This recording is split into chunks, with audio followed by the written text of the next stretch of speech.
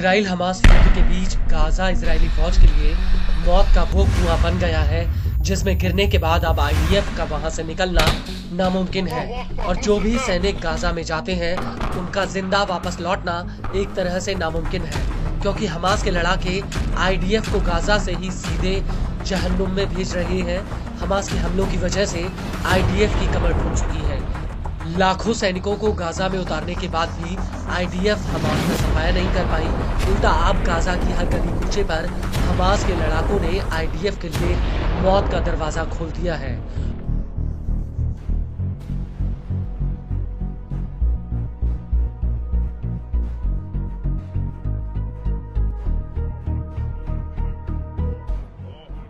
और अब इसी कड़ी में उत्तरी गाजा में हमास के लड़ाकों ने आईडीएफ पर भीषण हमला किया है।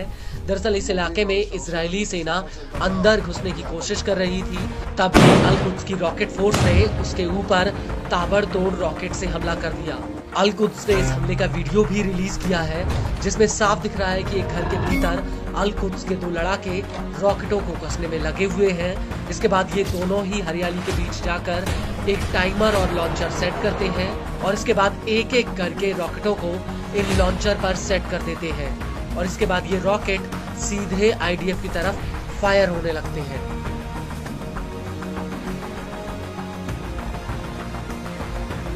और इस हमले के बाद अल कासिम के लड़ाकों ने उत्तरी गाजा के बेहित लहिया में आईडीएफ के ऊपर एक बहुत बड़ा अटैक किया है।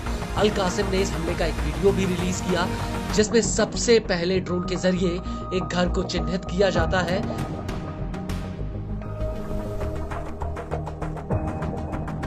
इसके बाद स्क्रीन पर एक घर के भीतर का वीडियो आता है, जिसमें आईडीएफ का एक सैनिक घर के भीतर दाखिल होता हुआ दिखता है। ये सैनिक घर का मुआयना करके बाहर निकल जाता है और इसके पीछे पीछे अल कासिम का एक ड्रोन भी जाता है और ये ड्रोन आसमान में उड़कर आईडीएफ के ऊपर निगरानी करता है। तभी ये सैनिक आगे की तरफ जाता हुआ दिखता है और इसके बाद कुछ सैनिक इसी घर में राइफल लेकर फिर से दाखिल हो जाते हैं और तभी अल कासिम का एक लड़ाका स्क्रीन पर एक सैनिक को चिन्हित करता है।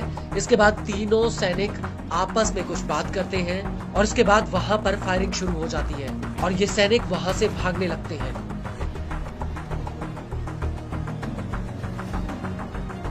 और इसी दौरान इनमें से दो सैनिक आगे की तरफ भागते हैं और तभी हमास के लड़ाके इन पर फायरिंग करने लगते हैं। इसके अलावा जिस जगह पर ये सैनिक तैनात थे वहां पर हमास ने एक आईईडी बिछाया था, जिसमें इसी दौरान जोरदार ब्लास्ट होता है और हमास के मुताबिक इस हमले में आईडीएफ का एक डिप्टी कमांडर और दो सैनिक मारे जाते हैं। आपको बता दें कि आईडीएफ के ऊपर यह हमला बेईत हनून इलाके में हुआ है, जहां पर आईडीएफ के करीब 12 सैनिक मौजूद थे।